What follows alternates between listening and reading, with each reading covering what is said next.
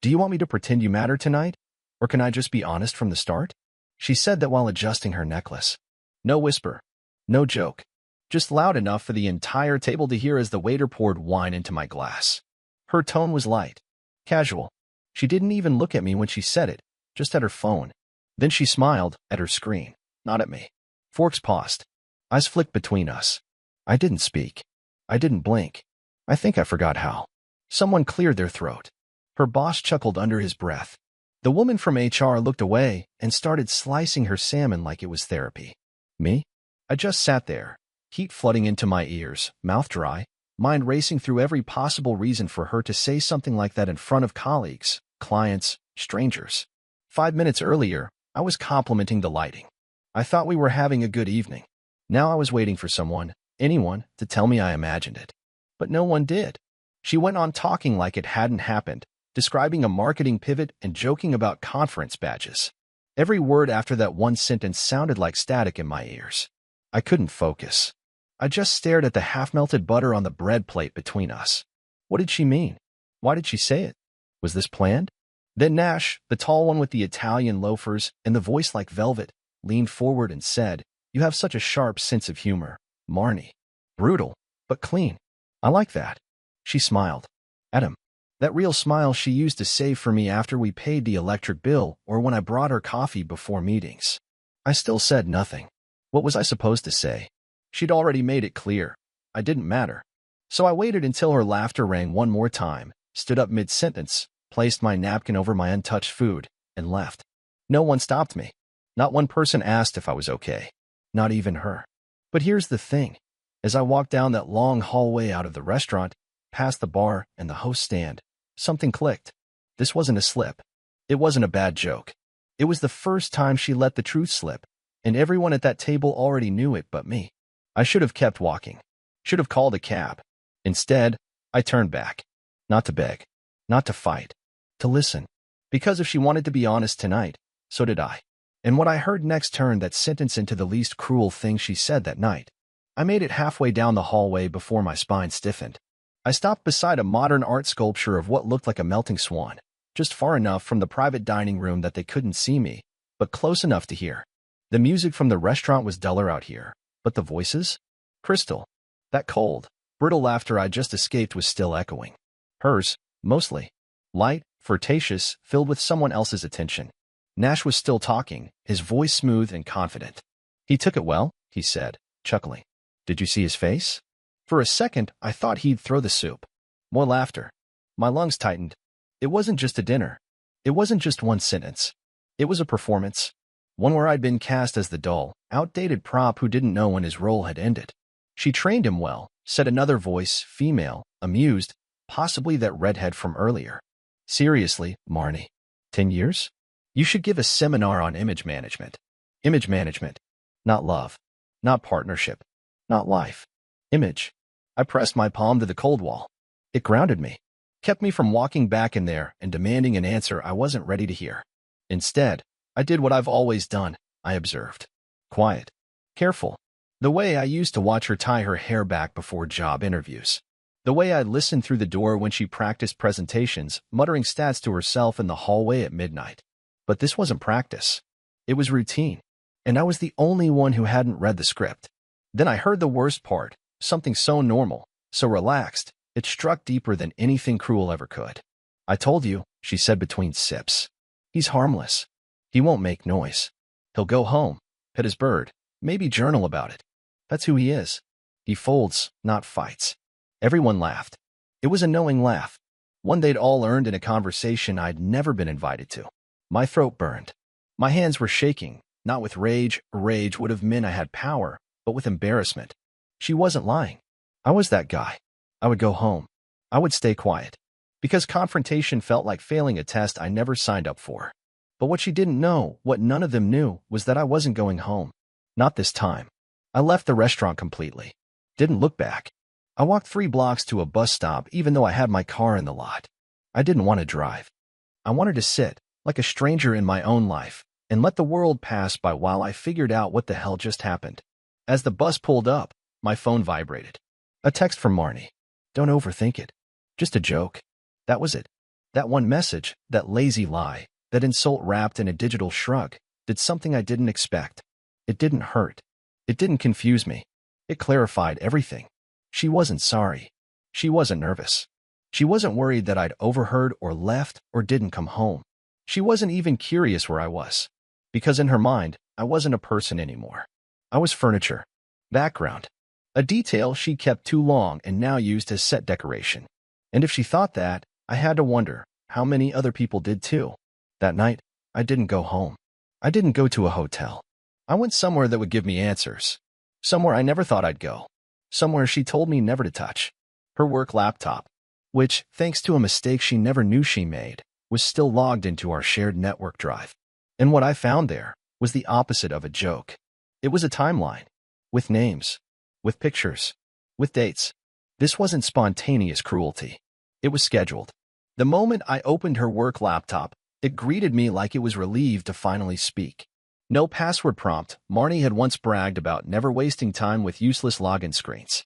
I used to roll my eyes. Now I was grateful. It opened to her company dashboard, where rows of tabs and bookmark tools lined the screen. At first, it looked like nothing more than a high-level marketing planner, campaign timelines, vendor contacts, and graphs. I was about to close it and admit to myself I was spiraling, until I noticed a folder labeled simply, Clockwork. Clockwork? I clicked. It opened to a subfolder labeled with years. 2019, 2020, 2021. She had folders named after years like she was archiving time itself. I opened the current one, 2025. Inside was a document called Quarter 2, Overlay Strategy.docs. Innocent enough. But when I opened it, my hands began to sweat. It wasn't marketing. It wasn't even business. It was personal. Deeply personal. It began with a sentence, bolded and underlined. Perception is the only currency. Maintain control of the story. Below that, tables. Detailed logs. Color-coded entries like she was managing multiple lives. April 4th, Nash, meet rooftop bar, 6:30. Wear white. Leave separately. April 9th, Ethan, dinner at home. Play nostalgic Spotify playlist. Wear glasses. April 10th, Nash, hotel, room 708. Use debit, not corporate. I froze. It kept going. A schedule of deception. I was in it, marked like a task. A scene in a script. Everything down to my favorite meals was noted, not as kindness, but as strategy. The Spotify playlist she put on last Sunday while we cooked dinner? Planned. Meant to reset the emotional tone. Her words, not mine. And there were photos. Buried in a subfolder named Visual Anchors, like they were graphic assets for a pitch. But they weren't. They were screenshots of text threads, selfies with Nash, and even recordings of voice memos she left herself, ideas for how to exit the marriage quietly, protect her image, redirect sympathy. There was one note that made my heart actually skip. He'll collapse emotionally, but not react. That's the safest type. No PR damage. That was me. That was what she thought I was worth. I didn't cry. I didn't scream. I just stared at the woman I thought I knew, reduced to a digital strategist of emotional manipulation. Her cruelty wasn't sharp. It was methodical, cold, thought out. Like she'd spent months preparing to make me doubt my own instincts until it would have felt easier to blame myself than face what she'd done. But I wasn't angry yet. Not fully. The anger hadn't settled in. What I felt was deeper. Disorientation. I wasn't just losing my wife. I was realizing I never had her, not really. I was her decoy life. Her disguise. And I couldn't stop looking. Because just when I thought I'd seen the worst of it, I opened a file dated 2 weeks ago, labeled Marnie's Voice. Audio test. It was a memo to herself. I hit play. Okay, reminder. When the campaign launches, make sure to time the Ethan separation announcement during the rollout. Emotion generates traction. I'll have to frame it as irreconcilable growth, avoid blame narrative. Maybe say we outgrew each other. Keep it vague. Friendly. That last word echoed. Friendly. She was rehearsing how to abandon me. Not even hide it. Just package it better. Like I was a dress she didn't wear anymore but still wanted to donate with the tag on. I sat there for over an hour. The parrot, Grayson, was quiet the whole time. I think he sensed it. That something irreversible had happened. That something in the air had snapped. When I finally closed the laptop, it wasn't to stop looking. It was because I knew I couldn't unsee any of it. And somewhere deep in my chest, a tiny ember flickered. Not rage. Not revenge. Clarity. I wouldn't tell her what I found. Not yet. Because she thought I would fold quietly. And I wanted her to feel something she never planned for. Uncertainty. The key turned in the lock at exactly 10:41 p.m. I watched the door from the kitchen table, still and silent, as if I were studying the behavior of a wild animal in its natural habitat. Marnie stepped in wearing her tailored navy coat, heels clicking softly on the entryway tiles. She didn't call out. Didn't ask why the lights were off, why the air felt heavier. She just sighed and dropped her bag on the bench like every other night, like this was just Thursday, and the dinner had been a mild success. I'd already closed the laptop, already disconnected her cloud sync. I didn't delete anything. I made copies, multiple, but left everything in its place, untouched. I wanted her to believe nothing had changed. That's how she operated, right? Control the story. Keep it clean. She walked into the kitchen, stopped when she saw me. "Oh," she said, mildly surprised. "You're up." I didn't answer. I just looked at her. She blinked once, twice.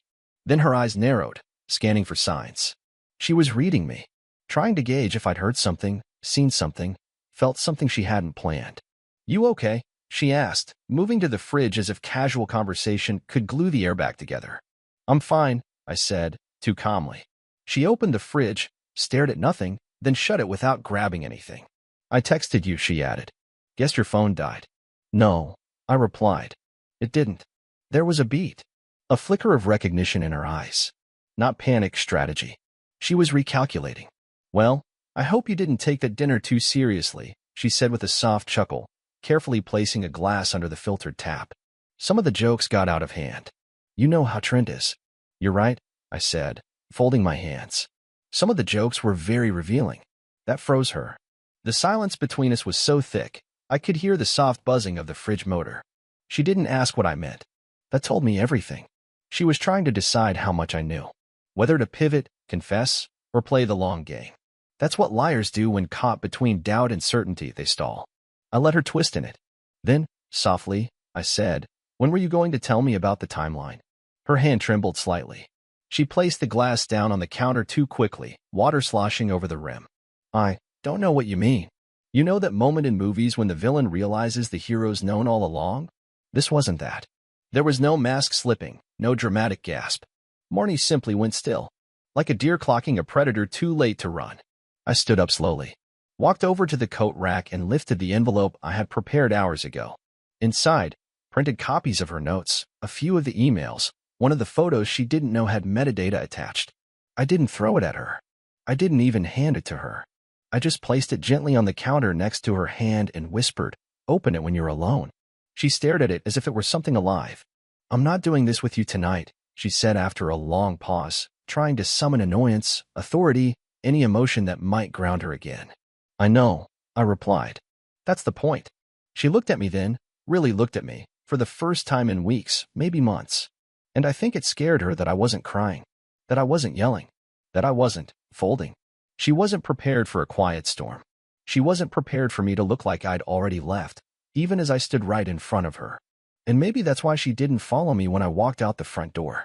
Because this time, for the first time, I wasn't leaving to cool off or calm down. I was leaving to decide if I ever wanted to come back. And something deep inside me already knew the answer. She didn't message me that night. Not once. I expected some performance, maybe a guilt-laced voicemail or a last-ditch, "You misunderstood." But nothing came. Just silence.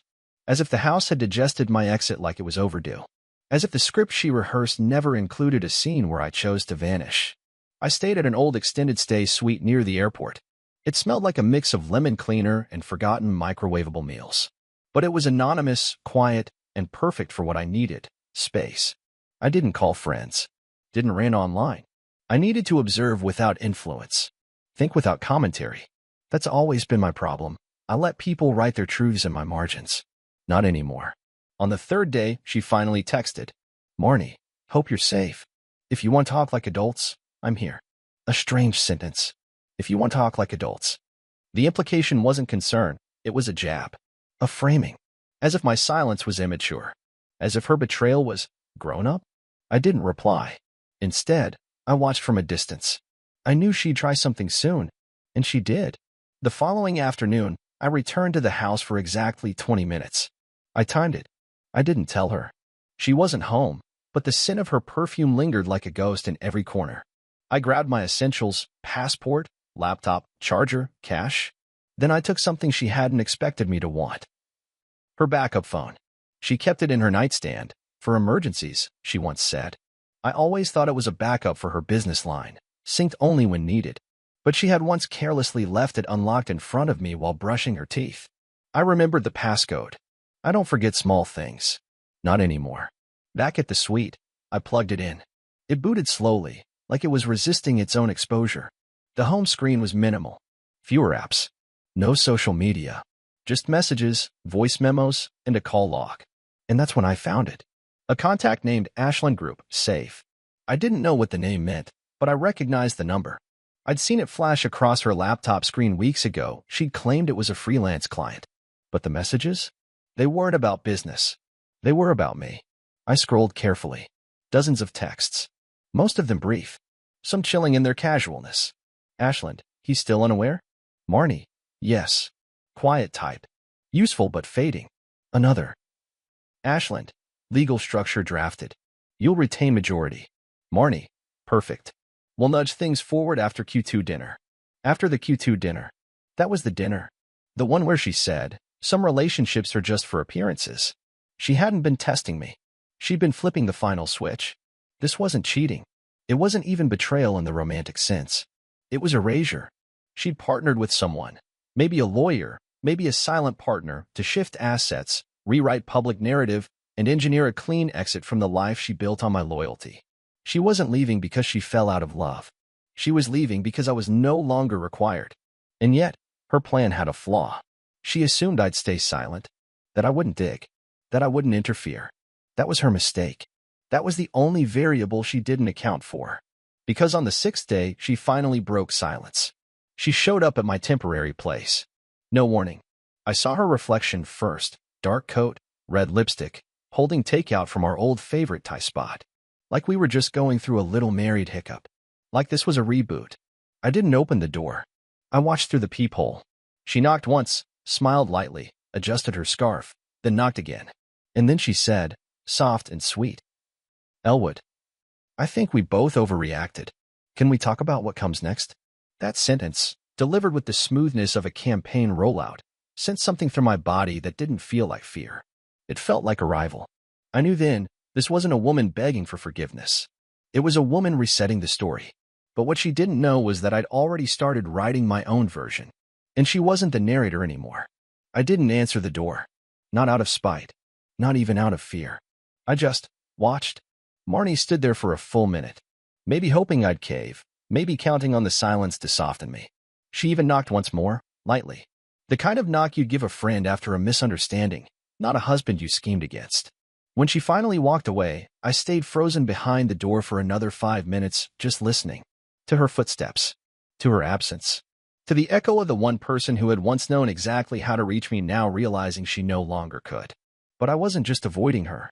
I was preparing for what came next. Because now I knew what kind of game she was playing, and I knew better than to walk into it unarmed. I needed information. Leverage. And not from her. There was one name in that call log that had shown up more than once. A man I had nearly forgotten existed. Because she'd made sure of it. Connor Bales. We were never close, not really. He was a friend of hers from way back, college days. A photographer with a caffeine addiction and a tendency to overshare on social media. I hadn't seen his name pop up in years. She used to mention him all the time when we were first dating. Then, suddenly, nothing. It was like he'd been scrubbed from our shared life. But there he was. A frequent contact on her backup phone. Especially in the weeks before that business dinner. I searched for him. He still ran a small studio on the east side, specializing in high-end portraits and lifestyle branding for startups.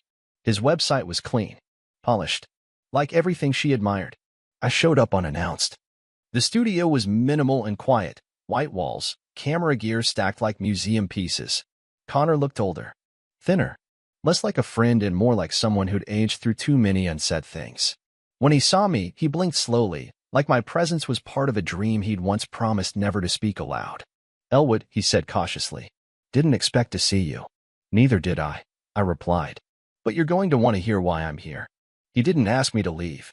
Maybe he saw it on my face. Maybe he'd been waiting. I didn't yell. I didn't accuse. I sat across from him, folded my coat, and placed my phone on the table like a recorder, though it wasn't on. I found her notes, I said. The voice memos. The calendar. I saw everything. His hands clenched the edge of the table. But he didn't look surprised. Instead, he said, she told me you'd never look. That you'd retreat. She was almost right, I said quietly. He exhaled sharply. Then I owe you an apology. That sentence caught me off guard.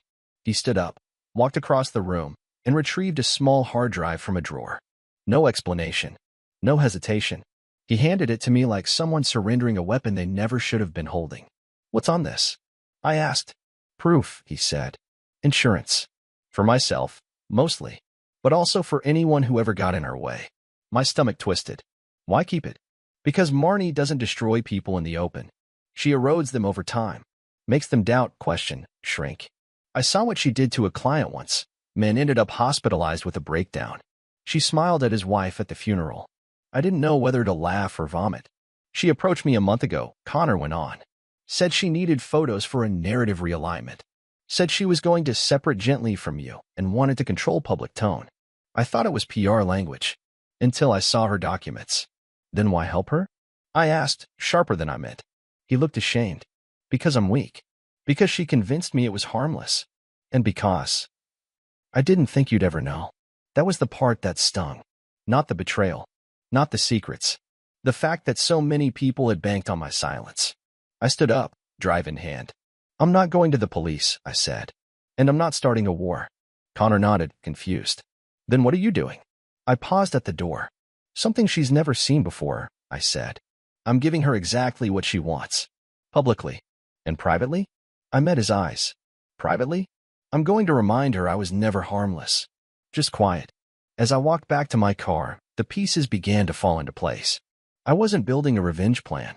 I was building a mirror. And soon, I'd let her stand in front of it. The first post appeared on her LinkedIn the following Monday morning. Polished. Measured. Drenched in that corporate therapy language she loved.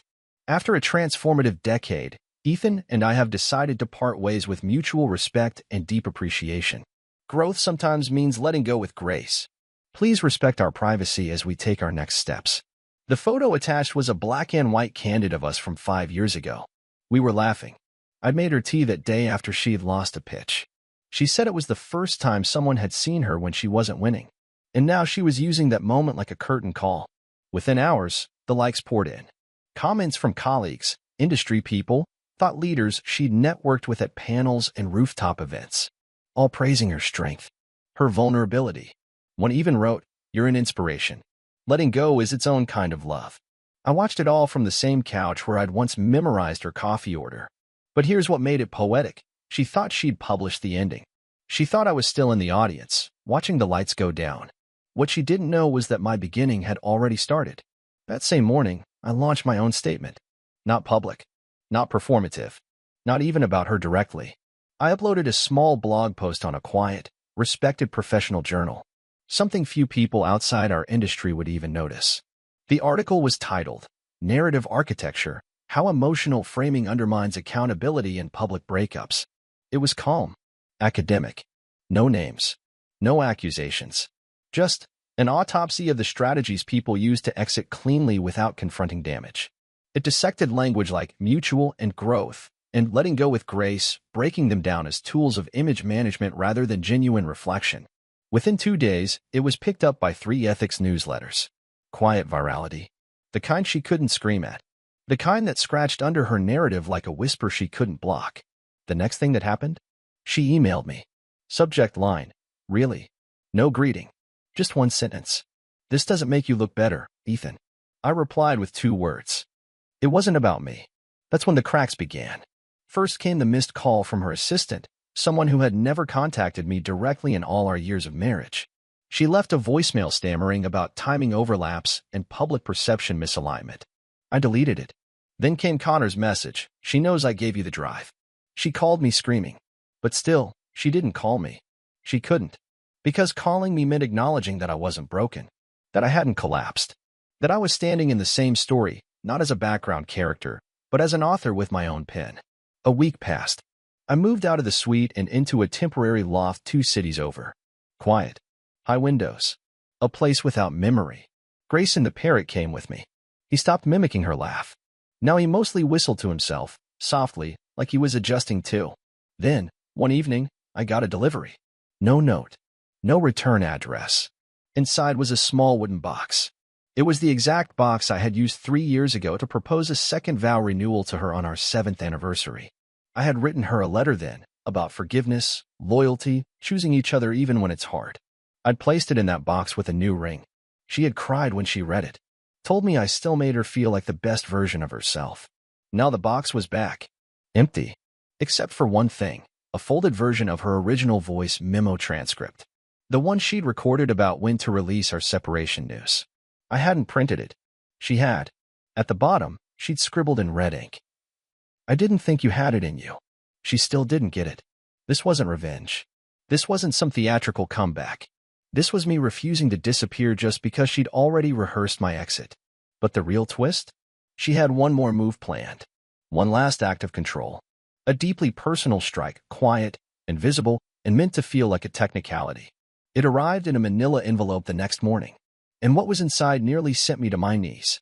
The envelope sat on my kitchen counter like a time bomb. Plain. Thin. But I knew what was inside before I even opened it. Separation papers. Drafted, dated, and already signed by her.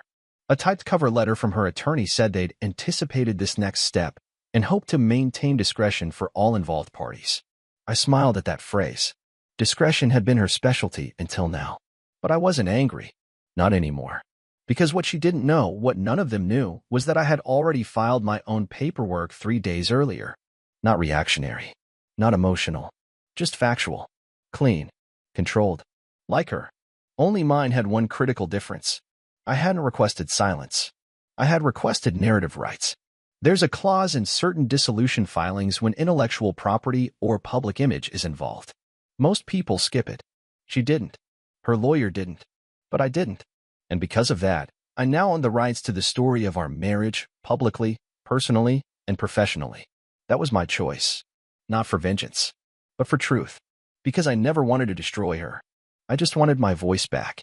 I didn't respond to her lawyer. I sent her a simple message. You were right. I was quiet. But quiet doesn't mean absent. You wrote the first half. I'll write the second. Alone. And for once, not as your husband, just as me. I didn't hear from her again. And it felt peaceful. I took the next month off. No dramatic exit. No disappearing act. I told my clients I was recharging. I meant it. I walked more. Read more. I even started volunteering at a local animal rescue, helping them digitize adoption files. The first night I showed up, I met a woman named Raina. Not flashy. Not loud. She spoke to animals like they understood. And maybe they did. We started having coffee after the shifts. At first it was just light talk, books, odd playlists, her fear of elevators. But then came longer conversations. Laughter. Silence that didn't feel heavy. The kind that holds space instead of demanding to be filled. One night she said, "You seem like someone who just got out of something that was all about appearances." I paused, then smiled. "You have no idea," I said. "But I think I'm finally showing up." The next morning, I found Grayson, the parrot, sitting at the edge of his perch, watching sunlight move across the floor. He whistled once. It wasn't Marnie's laugh anymore. It was something else. Something new. Maybe mine. Final note. No explosive endings. No courtroom drama. No grand revenge. Just a quiet man who was underestimated until he remembered that dignity doesn't make noise. And healing? Healing writes its own story. One step. One breath. One page at a time.